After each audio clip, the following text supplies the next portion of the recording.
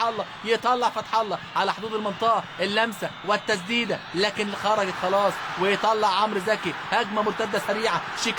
شيكابالا 2 ضد 2، موقف سهل لشيكابالا بكعب رجله، عملها حلوه جدا، تخلص من واحد والتاني.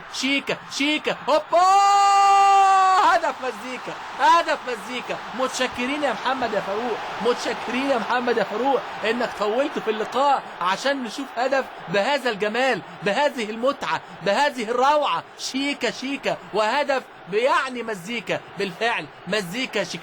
شيكابالا مجهود فردي. لو شفنا اللعبه من بدايتها، لو شفنا اللعبه من اولها، هنلاقي شيكابالا من واخد الكوره من عند خط المنتصف. وادي بقى رابطه مشجعات نادي الزمالك فرحانه مفيش كلام. شيكابالا بيسجل هدف تاني، بيسجل هدف غالي. هو مسجل 3 اهداف قبل كده في مرمى بتروجيت، وهو صاحب الرقم القياسي في عدد اللاعبين او في عدد الاهداف اللي سجلوها في لقاءات الفريقين. كان جايب 3، برضه بقى جايب 4 اهداف، عنده 3 اهداف، هدف في موسم 2007-2008 في الدور الثاني، هدفين في الموسم الماضي، واحد في الدور الاول وواحد في الدور الثاني. وبالتخصص شيكابالا بيعملها وكانه بيعزف.